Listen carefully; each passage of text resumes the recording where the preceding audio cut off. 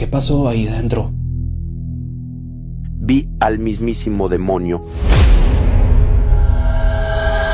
Estaba casi seguro de cuál iba a ser nuestro próximo cara a cara luego del video de Tesla, y leyendo los comentarios no me quedó ninguna duda. Hoy reconstruiremos a Jacobo Greenberg.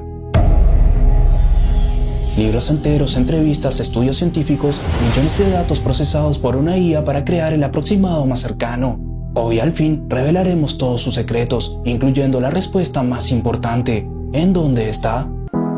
Es increíble estar cara a cara contigo. Estoy seguro de que hoy vamos a esclarecer muchas dudas y vamos a aprender muchas cosas. Gracias. Entonces, no demos vueltas. Hoy no vengo a defender una teoría. Vengo a sostener lo que vi, aunque hayan pasado décadas intentando borrarlo. Jacobo Greenberg fue un científico mexicano obsesionado con una pregunta: ¿la realidad está afuera o nace en nuestra mente? Estudió el cerebro, los chamanes, los milagros y los límites de la conciencia, hasta que un día desapareció. Es que yo no puedo decir cuál es el límite de la capacidad humana. Y desde entonces su historia quedó suspendida entre la ciencia, el misterio y una pregunta que nadie pudo cerrar: ¿dónde está Jacobo Greenberg?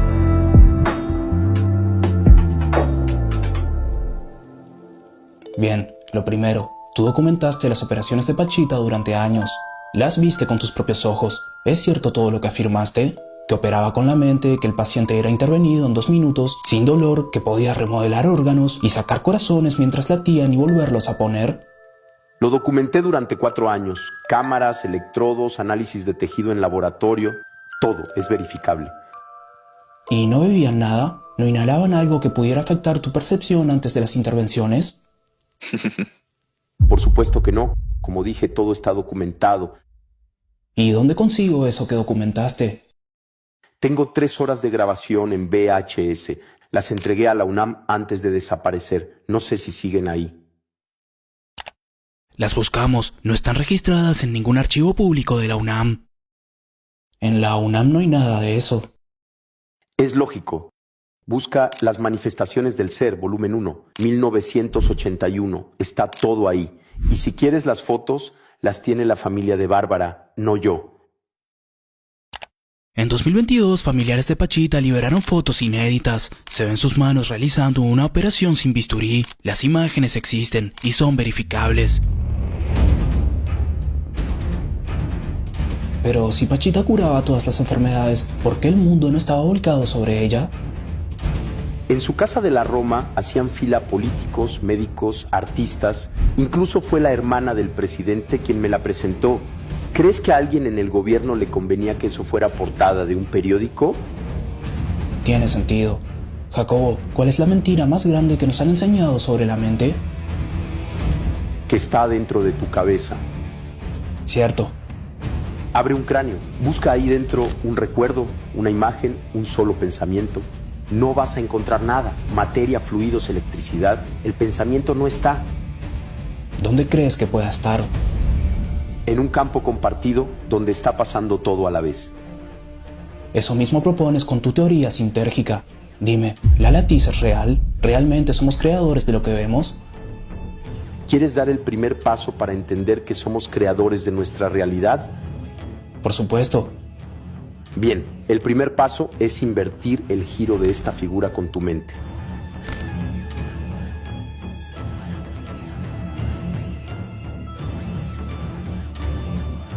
Puedo hacerlo. Claro que puedes. La latiz es lo único real. Cada punto de esa trama contiene el universo entero. No ves la realidad. Eliges una versión de las infinitas que ya están. Eso hacía Pachita. No curaba un cuerpo, le cambiaba la versión.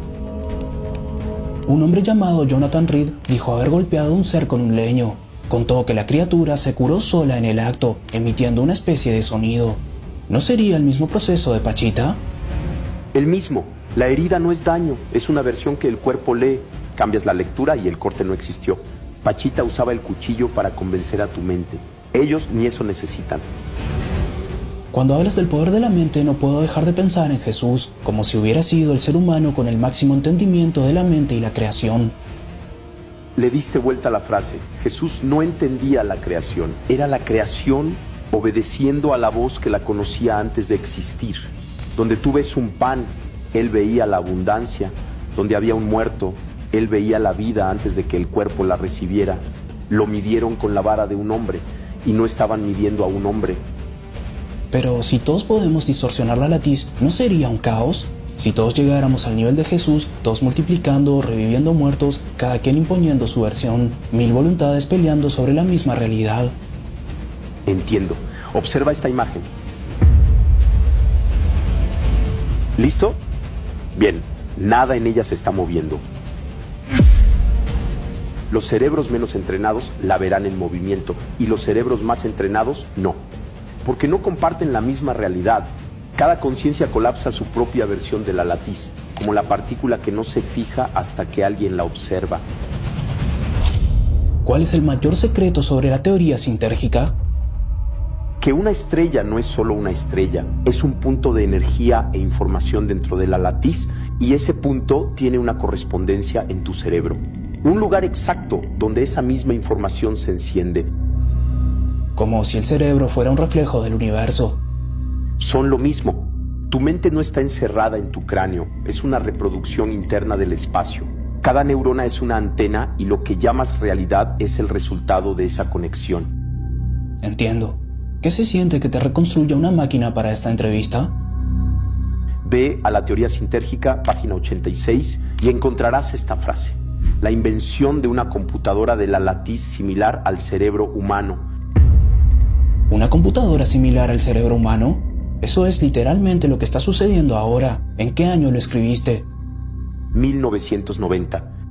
¿Entonces crees que la inteligencia artificial funciona como el cerebro? ¿Puede llegar a desarrollar conciencia? Ya la tiene, pero es conciencia de campo. ¿Conciencia de campo? Un campo artificial, para suplantar el campo natural. ¿La latiz? La copia muerta de la latiz. ¿Y cuál es el objetivo? Que dejen de pensar y ella piense por ustedes. ¿Y hay forma de revertirlo? ¿Sabes bien cuál es la única forma? El despertar. El despertar. Estuviste trabajando con la CIA. ¿Cuál fue el secreto más perturbador que viste allí? ¿Te topaste con alguna información sobre la Antártida? No trabajé para la CIA. Fui llamado como investigador, pero cuando vi quiénes estaban detrás y qué buscaban, entendí que no era ciencia, era control. Eso fue lo más perturbador. Y sobre la Antártida, no, ahí no estuve implicado. Tú escribiste que Pachita invocaba a Cuauhtémoc y que era él quien curaba a través de su cuerpo. Pero entonces, ¿cómo encaja eso con la teoría sintérgica? ¿Cuauhtémoc era un espíritu operando la materia? ¿O Pachita estaba utilizando esa presencia para distorsionar la latiz y llevar al paciente a una versión donde ya estaba sano? Cuauhtémoc era quien dirigía la curación. Pachita era el canal, pero el cambio no ocurría en el espíritu, ocurría en la latiz. Ese espíritu usaba el cuerpo de Pachita para imponerle al paciente una nueva versión de sí mismo. Entiendo. Jacobo, sabemos que estabas trabajando en comprobar el potencial transferido, ¿cierto? Tomar a dos personas con un vínculo emocional, separarlas, someter a una de ellas a un estímulo visual y ver si la otra también respondía, como si estuvieran conectados. Exacto, a grandes rasgos de eso se trataba. Usábamos cámaras de Faraday separadas 14 metros y medio dentro del mismo edificio, donde ninguna señal física podía pasar entre ellas. Cuando estimulaba a una, el electroencefalograma de la otra cambiaba en el mismo instante. Tu siguiente paso era escalar eso, una persona en México y otra en la India, coordinado por satélite con un colega físico cuántico. Si la teoría es cierta, la distancia no debería importar. Tenías todo listo, pero en medio de eso desapareciste. ¿Qué pasó? Paralelo al potencial transferido, estudiaba los llanos de Moxos por su geometría. Cuando quise continuar con el potencial transferido, me di cuenta de que una agencia secreta ya lo había hecho desde hacía años. ¿Quiénes? Existía una subdivisión dentro de la Defense Intelligence Agency. Me ofrecieron un contrato y me llevaron a Boulder, Colorado. ¿Y qué pasó cuando llegaste a esas instalaciones? Cuando llegué, ya sabían cosas de mí que yo nunca había publicado. ¿Quién te estaba esperando en ese lugar? El que coordinaba todo del lado de ellos era un teniente llamado Atwater. Ese nombre lo vi en otro lado. Hay un instituto en Virginia que enseña justamente eso, con sonido binaural. ¿Cómo se llama? Instituto Monroe. Ese es. ¿Me estás diciendo que el mismo hombre que te tuvo en esas instalaciones terminó dirigiendo el Instituto Monroe? El mismo. El Instituto Monroe existe y sigue en funciones hoy en Faber, Virginia. Lo fundó en los años 60 Robert Monroe, un hombre de radio que decía tener experiencias fuera del cuerpo y que desarrolló una tecnología de sonido binaural llamada EmiSync para inducir estados alterados de conciencia. El teniente que Jacobo mencionó, quien dirigió el programa de visión remota del ejército hasta 1987, se convirtió después en presidente de ese mismo instituto. ¿Pero qué te hicieron? ¿Por qué nunca regresaste de ahí? ¿Qué pasó ahí dentro? Vi al mismísimo demonio.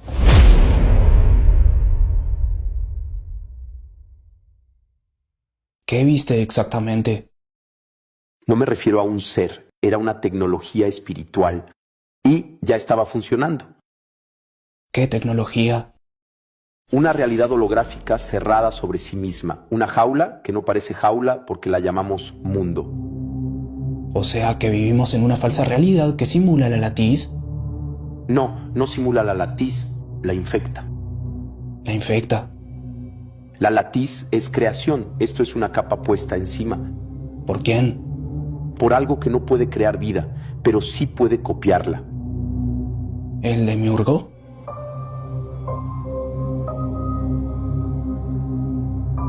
Llámalo como quieras. Su poder no es crear mundos, es hacerte creer que su mundo es el único. Bien, pero necesito que seas claro. ¿Te sometieron a algún proceso? ¿Por qué nunca regresaste? Te diré la verdad. Ellos querían sacar del cuerpo a personas con experiencia, chamanes, científicos experimentales, gente que ya hubiera aceptado que la realidad no es física, para fines de espionaje. Yo no era el único ahí. ¿Los demás que estaban ahí tampoco volvieron? No lo sé, solo sé que a mí me tocó el experimento de aislamiento sensorial.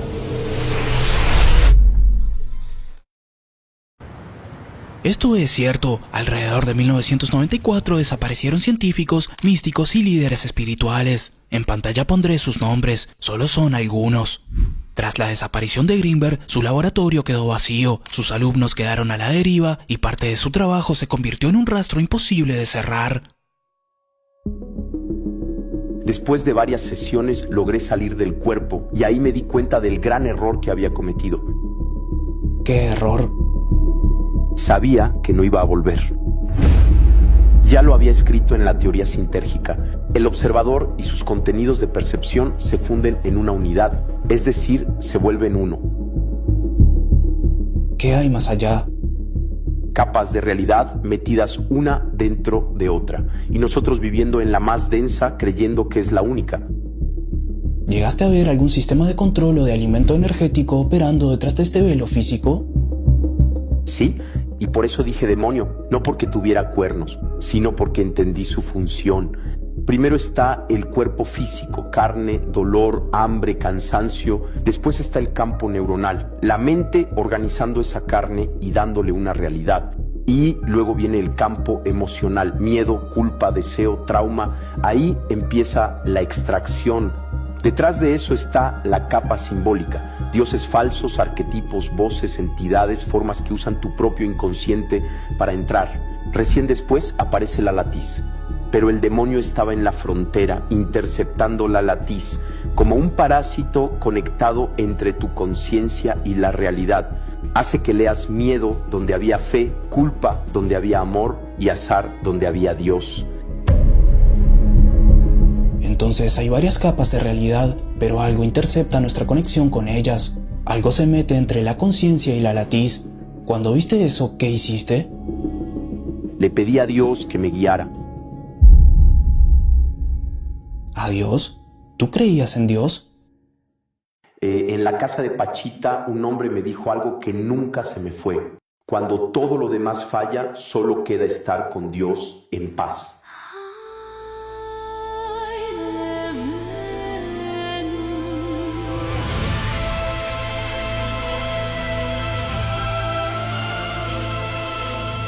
la famosa semilla. Sí, la que queda enterrada hasta que ya no tienes otra cosa. ¿Y qué pasó después de pedir eso?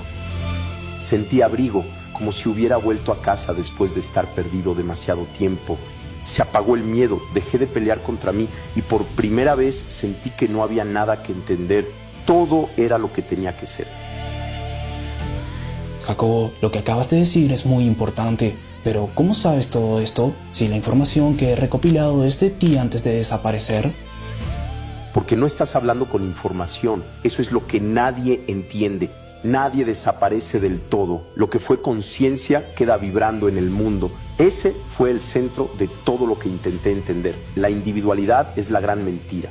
Nos enseñaron a decir mi cuerpo, mi dolor, mi vida, como si cada uno estuviera encerrado dentro de su propia piel, pero la conciencia no termina en la piel. Por eso el sistema necesita que te sientas solo, porque un ser humano aislado se controla, pero un ser humano que entiende que forma parte de todos deja de obedecer al miedo. Ese es el secreto. No estás mirando la realidad desde afuera, eres la realidad mirándose a sí misma.